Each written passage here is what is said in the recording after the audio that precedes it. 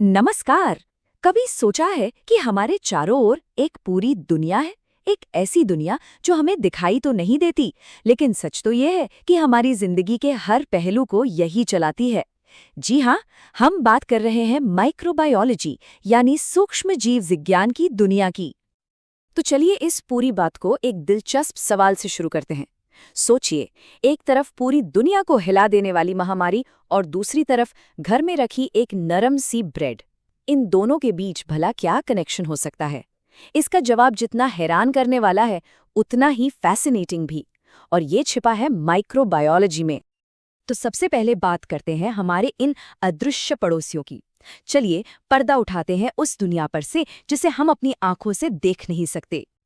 तो आखिर ये माइक्रोबायोलॉजी है क्या चीज़? सीधी सी भाषा में कहें तो ये उन छोटे छोटे जीवों की पढ़ाई है। मतलब इतने छोटे कि उन्हें देखने के लिए एक माइक्रोस्कोप की जरूरत पड़ती है। और ये कोई छोटी मोटी दुनिया नहीं है, इसमें अनगिनत तरह के जीव जंतु बसे हुए हैं। और ये जानना इतना जरूरी क्यों है? अरे हमारी तो पूरी जिंदगी इसी पर टिकी है। हमें कोई इन्फेक्शन क्यों होता है ये समझने से लेकर वैक्सीन्स और एंटीबायोटिक्स बनाने तक सब कुछ यहीं से शुरू होता है। और तो और जो हम खाते पीते हैं वो इंडस्ट्री भी तो इन्हीं नन्हे जीवों पर चलती है।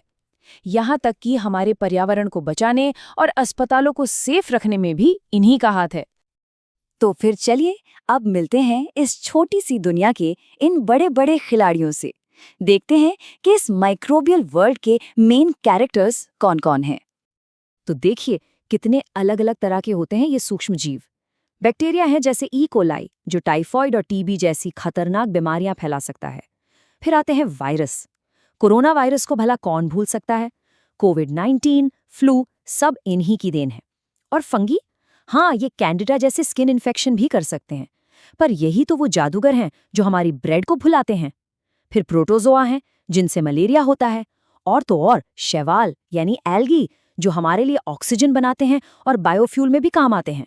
मतलब कुछ दोस्त हैं तो कुछ दुश्मन। तो आखिर ये सूक्ष्मजीव जीते कैसे हैं? क्या हैं इनकी दुनिया के बुनियादी नियम? आइए जरा इनकी दुनिया के अंदर झांक कर देखते हैं। देखिए, वैज्ञानिकों ने इन्हें समझने के लिए एक मोटा मोटा बंटवारा किया है उनकी सेल की बनावट के आधार पर। एक तरफ है प्रोकैरियोटिक, यानी बिल्कुल सिंपल स्ट्रक्चर, कोई असली न्यूक्लियस नहीं, सारे बैक्टीरिया इसी कैटेगरी में आते हैं। और दूसरी तरफ है यूकैरियोटिक, जिनका स्ट्रक्चर थोड़ा कॉम्प्लेक्स होता है और उनमें एक असली न्यूक्लियस भी होता है। फंगी और प्रोटोजोआ इसके अच्छे उदाहरण हैं। और ये अपनी आबादी कैसे बढ़ाते? सबके अपने अपने निराले तरीके हैं। बैक्टीरिया तो बस खुद को दो हिस्सों में बांट लेता है। इसे बाइनरी फिशन कहते हैं। सोचिए, 1 से 2, 2 से 4, 4 से 8, बिल्कुल एक फोटोकॉपी मशीन की तरह। फंगी स्पोर्स यानी बीजाणु बनाकर फैलते हैं, जैसे हवा में उड़ते छोटे छोटे बीज।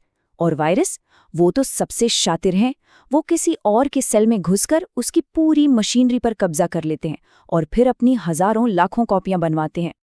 तो सवाल ये है कि जब ये इतने छोटे हैं तो वैज्ञानिक इन्हें पढ़ते कैसे हैं? उनके पास ऐसे क्या टूल्स हैं जिससे वो इस अदृश्य दुनिया को देख पाते हैं? माइक्रोबायोलॉजी की दुनिया में एक टेस्ट है जो सबसे ज्यादा मशहूर है और शायद सबसे ज्यादा जरूरी भी। इसे कहते हैं ग्रामस्टेन। ये एक ऐसा टूल है जो हमें बैक्टीरिया के बारे में बहुत कुछ बता देता है। ये प्रोसेस बड़ा दिलचस्प है। ये असल में बैक्टीरिया को रंगने का एक तरीका है। सबसे पहले उन पर एक बैंगनी रंग डाला जाता है। फिर आयोडीन डालते हैं जो इस रंग को सेल की दीवार में एक तरह से लॉक कर देता है। अब आता है असली खेल। इसे अल्कोहल से धोया जाता है और यहीं पर पता चलता है कि कौन कैसा है। आखिर में एक गुलाबी रंग डाला जाता है ताकि जो बेरंग हो गए वो भी हमें साफ साफ दिख जाएं। तो नतीजा क्या निकलता है? देखिए, जिन बैक्टीरिया पर वो बैंगनी रंग टिका रह जाता है उन्हें कहते हैं ग्राम पॉजिटिव। क्यों? क्योंकि उनकी सेल वॉल यानी कोशिका भित्ति मोटी होती है और वो रंग को कसकर पकड़ लेती है। और जिनका बैंगनी रंग धुल जाता है और वो गुलाबी हो जाते हैं उन्हें कहते हैं ग्राम नेगेटिव, क्योंकि उनकी सेल वॉल पतली होती है। और ये छोटी सी जानकारी डॉक्टर्स के लिए किसी खजाने से कम नहीं है। इसी से तो वो तय करते हैं कि कौन सी एंटीबायोटिक सबसे असरदार होगी। तो अब तक तो ये साफ हो गया होगा कि ये सूक्ष्म जीव हमारे लिए दोस्त भी हैं और दुश्मन भी। चलिए इनकी इसी दोहरी भूमिका को थोड़ा और करीब से समझते हैं।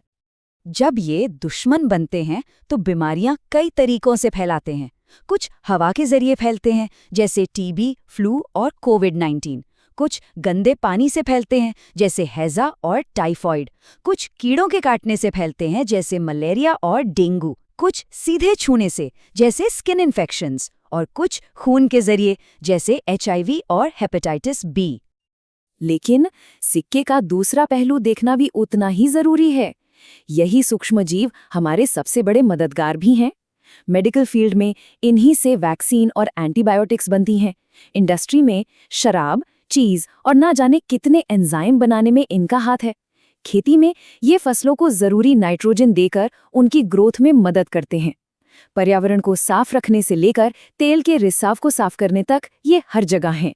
और हाँ, हमारा खाना, दही, ब्रेड, सिरका, ये सब इन्हीं के तो कमाल हैं। तो इस अदृश्य दुनिया के साथ हमारा ये जो इतना गहरा और इतना कॉम्प्लिकेटेड रिश्ता है, वो हमारे भविष्य के लिए एक बहुत बहुत बड़ा सवाल खड़ा करता है। सवाल ये है कि जैसे जैसे हमारी एंटीबायोटिक्स बेअसर होती जा रही हैं, क्या ये सूक्ष्म जीव, ये माइक्रोब्स हमसे ये जंग जीत रहे हैं? ये एक ऐसा सवाल है जिसका जवाब आने वाला वक्त, विज्ञान और हम सब मिलकर ही खोजेंगे।